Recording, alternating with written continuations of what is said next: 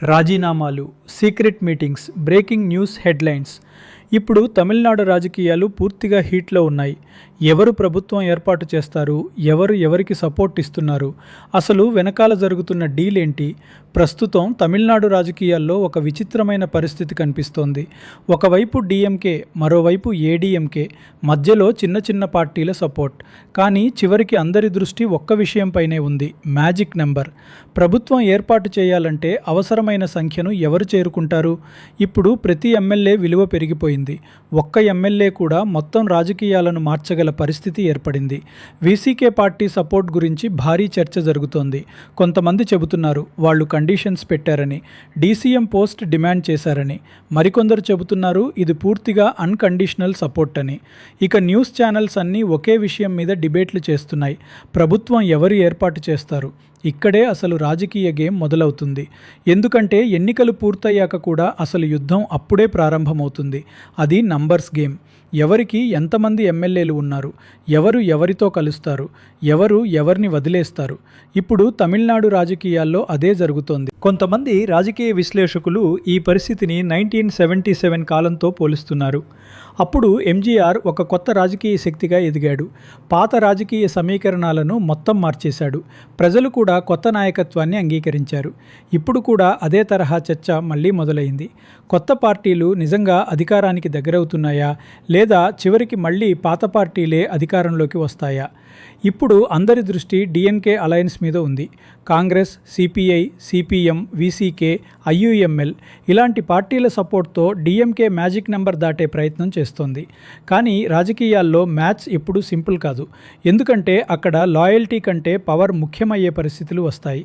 అక్కడి నుంచే మొదలవుతుంది మరో ప్రమాదకర పదం: హార్స్ ట్రేడింగ్. అంటే ఎమ్మెల్యేలను మరోవైపు తిప్పే ప్రయత్నాలు. ఇండియన్ రాజకీయాల్లో ఇది కొత్త విషయం కాదు. ఎన్నోసార్లు మనం చూసాం. ఒక రాత్రిలో ప్రభుత్వాలు మారిపోయాయి, అలయన్స్లు కూలిపోయాయి. ఇప్పుడు కూడా అలాంటి అనుమానాలే వినిపిస్తున్నాయి.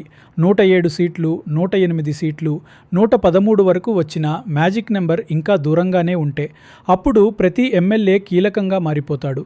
ఇక్కడే గవర్నర్ పాత్ర కూడా చాలా ముఖ్యమవుతుంది. ఎవరిని మొదట పిలుస్తారు? సింగిల్ లార్జెస్ట్ పార్టీనా, లేదా అలయన్స్?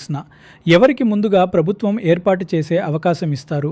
ఈ ఒక్క నిర్ణయం మొత్తం రాజకీయ సమీకరణాన్ని మార్చేయగలదు. ఇక మరోవైపు సిద్ధాంతాల రాజకీయాలు కూడా భారీగా కనిపిస్తున్నాయి. Dravidian politics, secularism, anti Brahminical ideology ఇవి తమిళనాడు రాజకీయాల్లో చాలా పెద్ద పాత్ర పోషిస్తున్నాయి. డిఎంకే మరియు ఏడీఎంకే మధ్య పోరు కేవలం సీట్ల కోసం మాత్రమే కాదు, ఇది ఐడియాలజీల మధ్య పోరు కూడా. ఇక మహిళా ఓటర్ల ప్రభావం కూడా ఈసారి చాలా కీలకం అంటున్నారు. Young female voters, urban voters వాళ్ల ఓటింగ్ ప్యాటర్న్ ఫలితాలను పూర్తిగా మార్చే అవకాశం ఉందని విశ్లేషకులు చెబుతున్నారు. ఇక కొన్ని రాజకీయ వర్గాల్లో మరో పెద్ద చర్చ కూడా జరుగుతోంది. డిఎంకేకి తమ అలయన్స్ పార్టీల నుంచే షాక్ తగులుతుందా?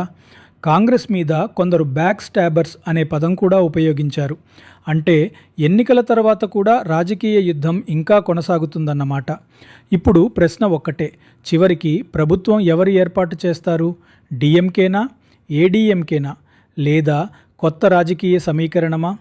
ప్రస్తుతం తమిళనాడు రాజకీయాలు పూర్తిగా సస్పెన్స్ మోడ్లో ఉన్నాయి. ఒక్క అలయన్స్, ఒక్క నిర్ణయం, ఒక్క ఎమ్మెల్యే కూడా మొత్తం రాజకీయాలను మార్చగల పరిస్థితి కనిపిస్తోంది. ఇది కేవలం ఒక రాష్ట్ర రాజకీయ కథ కాదు.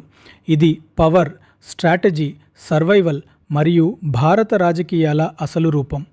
ఇలాంటి నేషనల్, ఇంటర్నేషనల్ పొలిటికల్ స్టోరీస్ని సింపుల్గా అర్థమయ్యేలా తెలుసుకోవాలంటే ప్యారలల్ స్టోరీస్ని సబ్స్క్రైబ్ చేసుకోండి.